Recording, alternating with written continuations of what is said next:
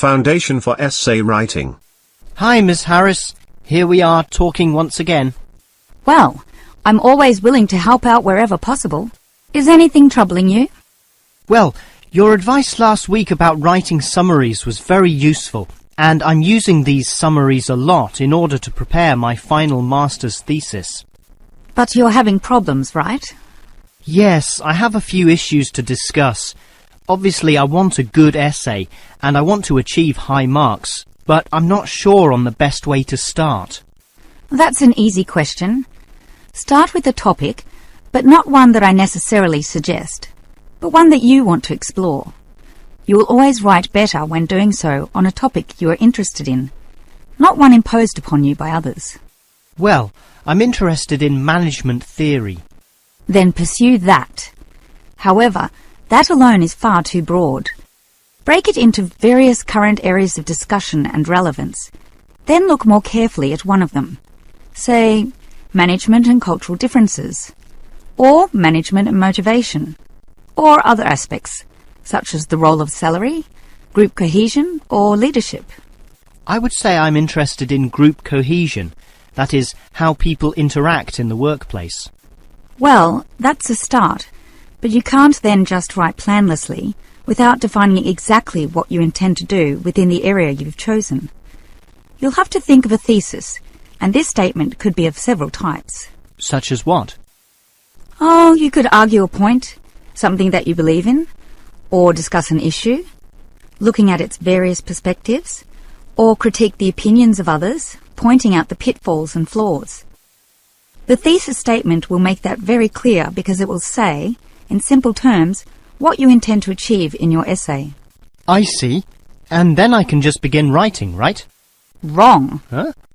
If your essay is going to be clear, it needs to be logical and organised, and this means you'll need an outline. This could be written as a flowchart or spider graph, that is, a series of connected lines. But whatever shape the outline takes, there must be a sense of progress in, more or less, a straight line towards a goal. And then my essay will be good? With such progression, definitely, as long as you do achieve everything that you set out to do, as specified in the beginning, okay? Well, Ms. Harris, your advice about essay writing all sounds very useful, solid and step by step, so I'll certainly follow that. But can you tell me in more general terms, what constitutes the best essay? Oh, there are many aspects to consider, but one of the most important is certainly original thinking. The best essays are written by people who think for themselves, and not just copy or imitate established views. I think I can do that. But remember, you can't just give a list of unsupported assertions. There needs to be support as well. A chain of logic linking each step in your argument. Right. Yet that alone is not enough. Your argument may be logically sound, but is it practically so? For that, you need examples from real life to illustrate your points or subpoints. I've got lots of examples from my course readings. I suppose I could use them. But remember, whenever you use an example or facts or figures that are not commonly known, you must give a reference. That's an academic necessity, without which your writing will automatically fail. So it's necessary to give these, right? Absolutely. And with that, your essay will be fine. But always ensure that you format it clearly. What do you mean? I mean the practical considerations, as written in the University Style Guide, such as leaving appropriate margins, using double spacing, Arial font, and so on. You see, your writing must look good as well as be good. I can certainly do that.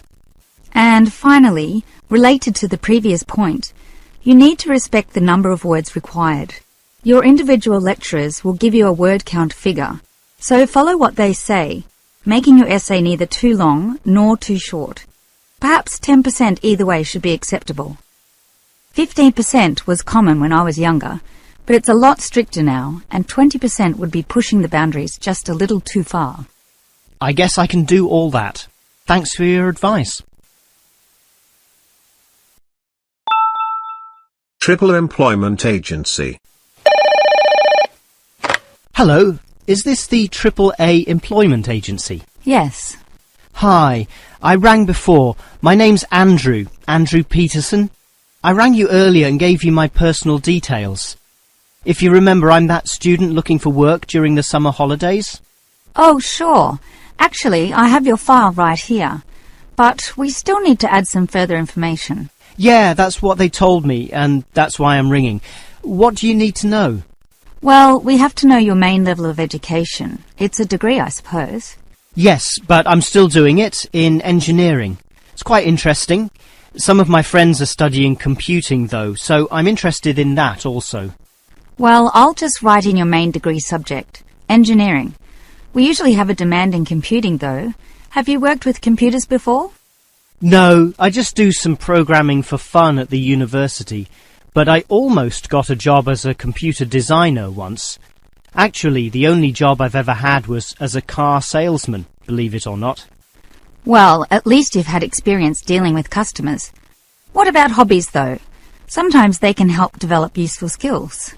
In my free time I don't do much, mostly study. I play chess occasionally at the university chess club. That's right next to the tennis courts, but I'm not interested in that. Chess helps develop analytical skills, so I'll put that down. Of course, it's your main skills that employers want to know about.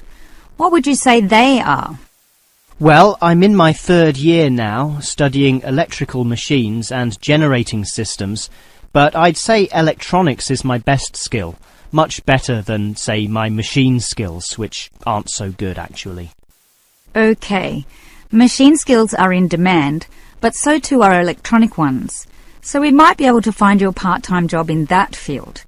But what sort of money do you expect to get? Oh, anything, really. I'd want the standard payment, let's say. What's normal? 1,000 a month? 1,500? I'll just put $1,200, okay? That's fine by me. When can you start? Say, within 2 days? Easily. Actually, less. In fact, just give me a ring and I'll be able to start immediately. Although I admit it'll take me a few days to get used to getting up early in the morning.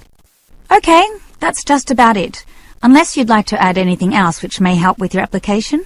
Not really. I ride a motorbike, but that's unimportant. I'm friendly, but every applicant claims that, right? I can speak another language. Ah, that might be useful, depending on the language. Is it Chinese? A Chinese speaker would go down well. Spanish, I'm afraid. You see, I grew up with some friends who came from South America. Okay, I'll write that down, but I don't think it will help that much, sorry to say. Well, thanks for your help, and hopefully I'll get a job soon. But can I just ask one more question? Sure. What, basically, are employers looking for when they interview someone? Oh, many things.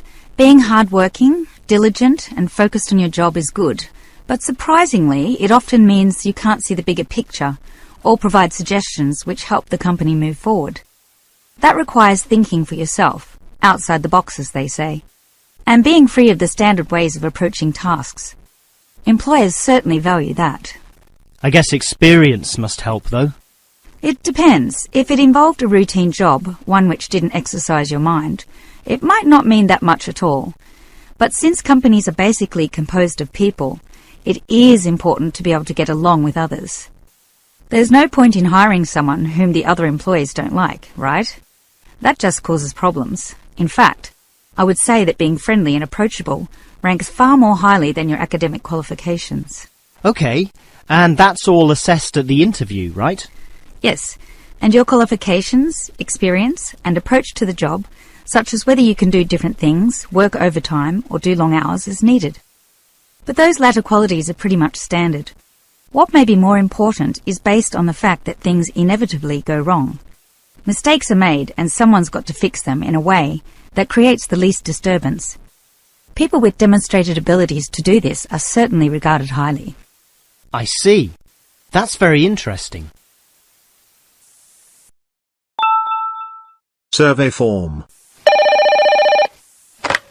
Hello? Hello? Who is this? Hello. I'm a representative of the Tally-Ho Survey Company, and I'd like to ask you a few questions regarding exercise. Ah, that's an interesting subject. Yes, we think so too. But I'm afraid I'm a bit busy at the moment. Don't worry, this will only take about 4 minutes at the most.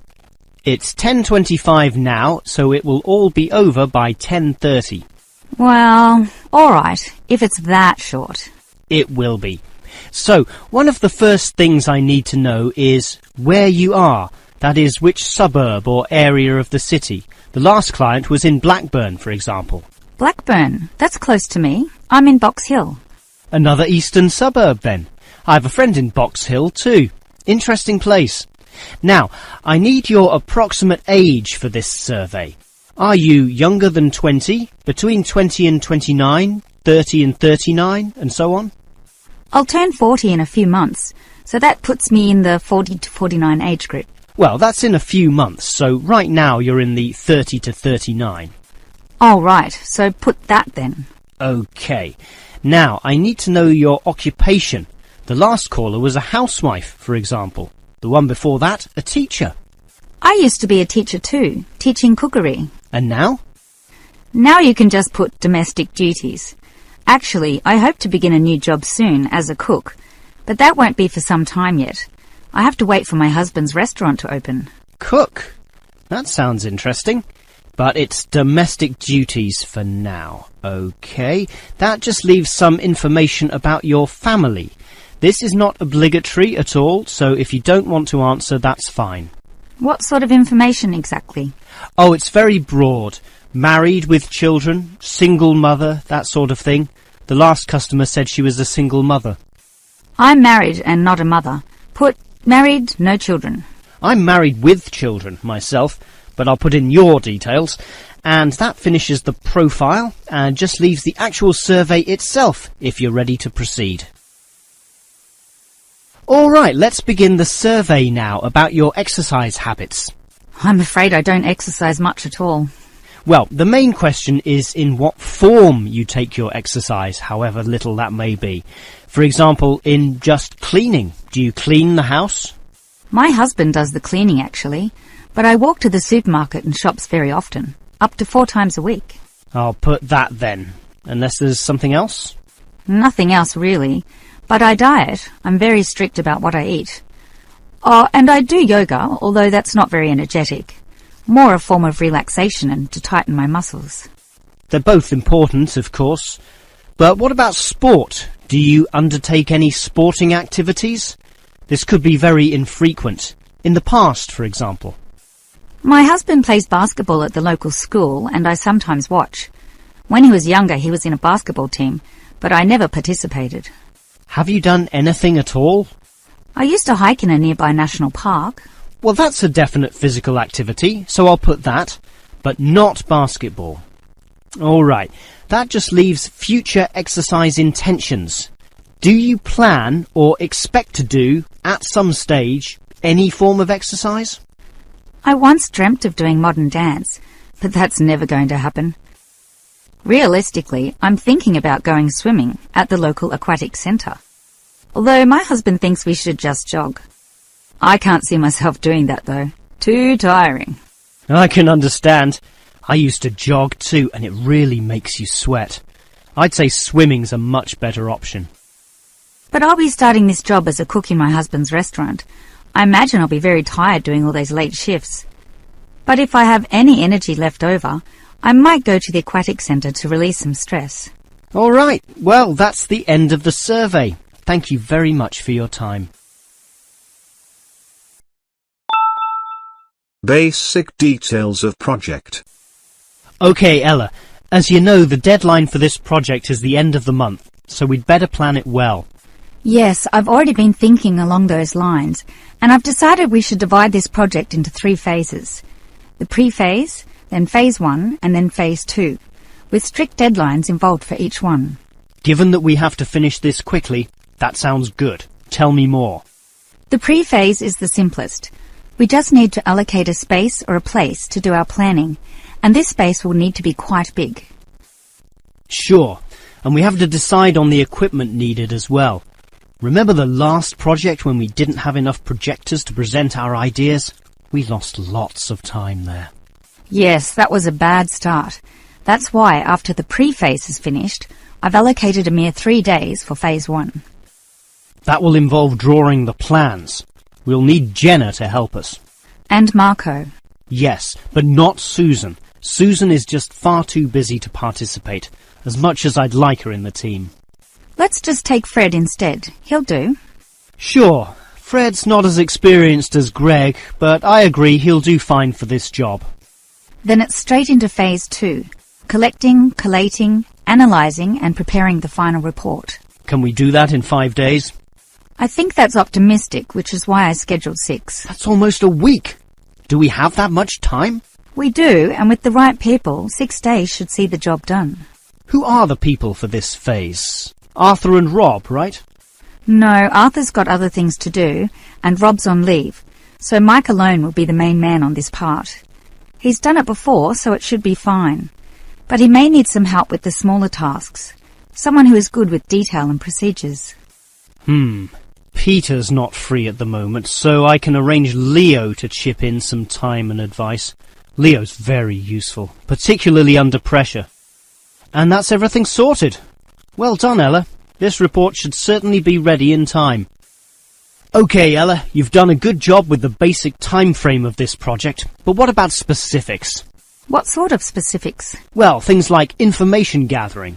Are we going to use questionnaires like we did last time? I was thinking of using the internet to ask people to give their views, but you often get such silly responses when you do that. I'm of the view that the best way to find out things is to ask people directly, so that's what we'll do. OK, but that will take longer.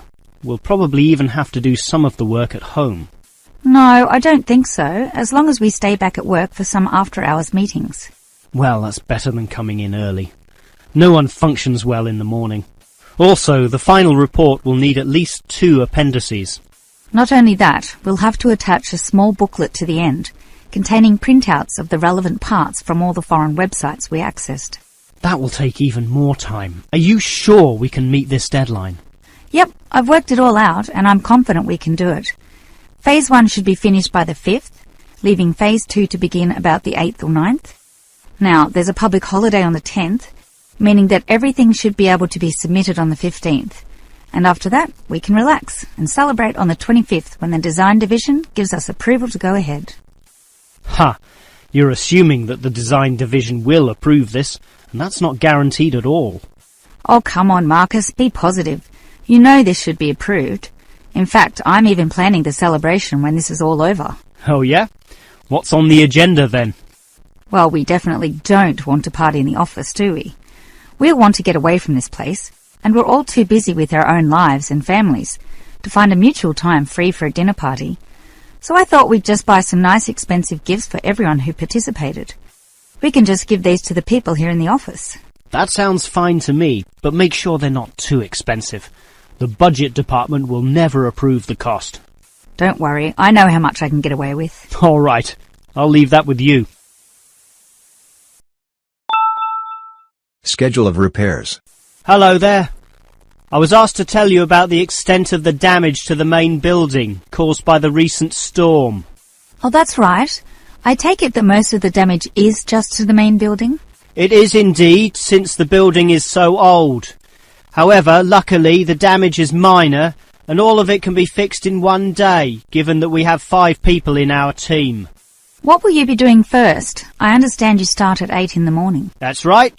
And we were going to remove the fallen tree, but we've been told there are exams that morning, and I'm sure the sound of those saws and other heavy equipment will disturb all the students. So instead we'll fix that leaky roof. That's a 4-hour job, since it involves substantial repair, not like fixing broken windows, which can be done quite quickly. So you'll fix the broken window after that, from midday? We could do that, but since we'll be working in the ceiling, it's more logical to get rid of those birds' nests there. It's a small job, but will require crawling inside the ceiling cavity, which is not an easy exercise, so that will take about an hour.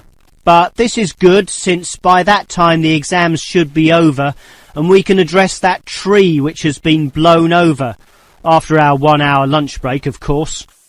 It will be quite noisy dealing with that, but it will be finished by 3 o'clock. Some of our staff will then leave to fix things on another site. An office nearby needs a new window. But 2 of us, including myself, will remain here to paint over that discoloured patch of wall in your office. Oh good, it looks so horrible at the moment. Well, we'll certainly make it look good once again. And in the last hour of our working day, we'll fix up that problem with the wiring. Apparently the power doesn't go to one of the classrooms. Probably some water has gotten into the fuse box, so we'll just change a few wires and clean up the moisture, and it should be fine. I certainly appreciate all the effort you and your team are taking to fix things here, but I do have one request. And what is that? You said you're going to paint the back wall in my office. Will it be the same colour as before? Yes, we'll make it a nice white colour. Well, that's the point. I'd prefer it to be yellow to match the furniture. The furniture is orange, actually, but I think yellow is a nice match. Can you do that? We can certainly do that. Yellow it is.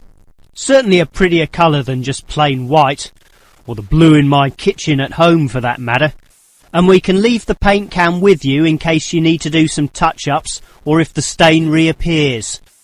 I'll just leave it in the garden shed, the one next to the main classroom. And incidentally, about those birds in the ceiling, I was just investigating and I heard the chirping of little baby birds in there. So there must be some young ones in a nest. I just thought you'd like to know that we can give them to a wildlife reserve. There's one in the next suburb, so that should not be too much trouble. Or you could give them to one of our teachers. I have a colleague who can raise them. I would say the wildlife reserve is a better option, since the people there are used to dealing with animals. And as for that fallen tree, we'll cut it up into small pieces, and that can be firewood in my house, so that won't be wasted either, although the smoke will cause some pollution. But I have a special licence for my fireplace, so no one can object to that. I've noticed also that the university has a garden bin for the smaller items, leaves and sticks and bark and so on. So we can dispose of material in that also. You do have some waste piles out the back, but a proper garden bin means that the material will be recycled. And that's better for the environment, so you can rest assured we will use that.